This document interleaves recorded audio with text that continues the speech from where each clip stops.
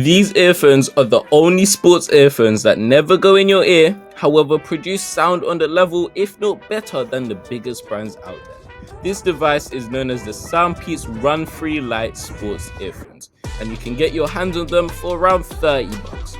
And this is what you expect to see in the box. Hi guys, today we'll be unboxing the Soundpeats Runfree Lite. This is my first time actually reviewing some Soundpeats headphones, so I'm actually quite excited. And let's open it up.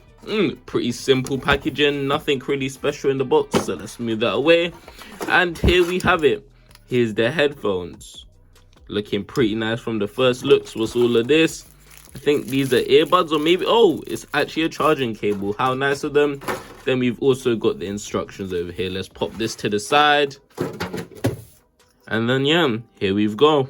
These sport earphones also come with an additional app that works with it that allows you to optimize the music for your own liking using an equalizer, checking on the battery life of these bad boys, as well as updating the firmware to see if there's any adjustments that need to be made.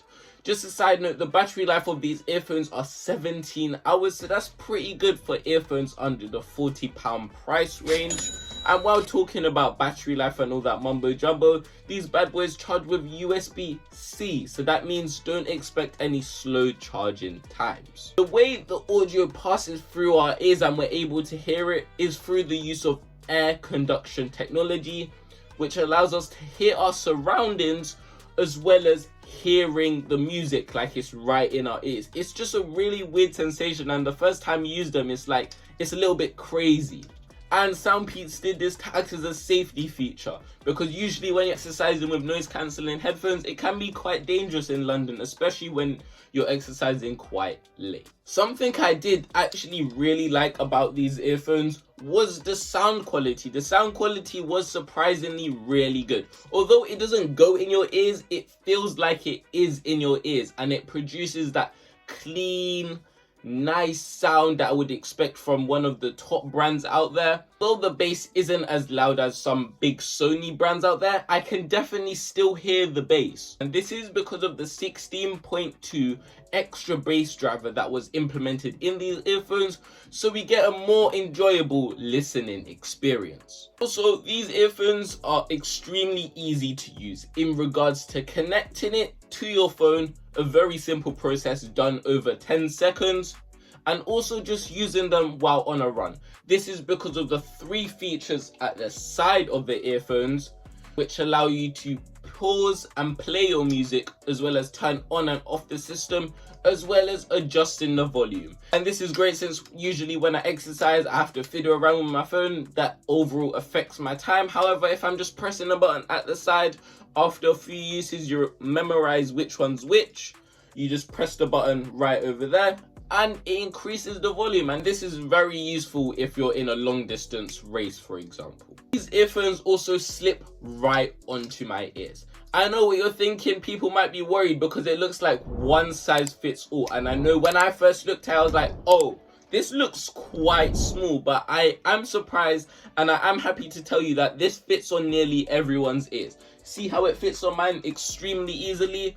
And I tried this on 3 other people as well, with different types of head shapes as well as different types of hairstyles, and even people with long hair had no problem using these earphones.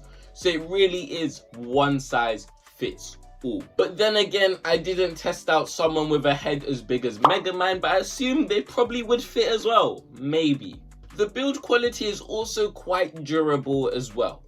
This is because on the actual earphones where all the main components are stored, it is made out of hard plastic. So when I drop this on the floor, all it's going to do is bounce 1 or 2 times and it'll be perfectly fine. So it's made for those drops and scrapes on the ground, so you shouldn't be expecting any damage. And I trust this to go in my pocket, and I bring it out and it drops, nothing will happen apart from a small mark or graze on the earphones, for example.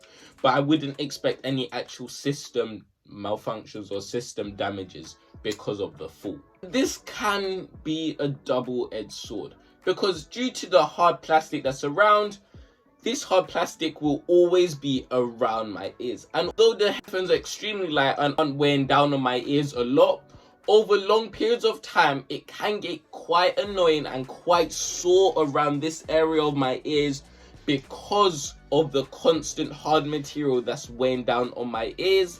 And this usually happens around the 2-hour mark of using these earphones. And obviously the more active I am while using these earphones, the more they hurt, because while I'm running or something like that, these are going up and down a little bit and they're consistently rubbing against my ear. Then sometimes I have to take them off and just relax my ears a little bit because it does get quite sore. So I would definitely say limiting the use of these earphones to around an hour, maybe, or an hour and 15. Usually workouts don't go over that time anyway, but just definitely limit the time because I did get a few sores sometimes while using these earphones. Another problem which caused me a lot of hassle while using this device was while running. This is because while running, my whole body's going up and down, and so are the headphones, and this created an annoying sound because this part of the earphones kept on going up and down, rubbing against my ear. And although I did say it creates a sore, it creates a little pain, it also creates annoying noise. And this distracted me quite a bit because I kept on adjusting them backwards so they wouldn't make that noise, but it always kept on going back in place, especially when I started speeding up in my run. And I did actually see a negative impact on my time because of this, because I kept on adjusting them, and it was just annoying, especially if I was doing a 30-minute plus run and I kept on adjusting them. It's just kind of annoying, and I probably would have ended up taking them off. And also while running with these earphones, it always felt like it was just about to fall off, although it never was, because it kept on going up and down and it's kind of loose. Obviously it's not falling off, but it is kind of loose. It always felt like it was just about to fall off, but never was. It's a weird feeling and really annoying if there's any runners or people that are very active out there. The final thing I didn't really like about these earphones, you guys might think I'm slow, was the controls. I just couldn't figure out how to activate voice assistant. I tried looking instructions, I tried just testing out random buttons, but I just couldn't activate it. It was a little bit annoying. Obviously I didn't really use voice assistant, it was just for the sake of testing it out, but it was a little bit confusing where to find it. But now it's time for the conclusion. In conclusion, I did like these earphones. They were very fun to use, and it's something different in the market. If you can look past the movement of the earphones while doing long distance runs, I would say it's basically a steal in my book, because it's really hard to find good quality earphones that don't go in your ears. It's really crazy in my opinion. But yeah, please consider liking, subscribing, supporting the channel, and see you in the next vid. Bye.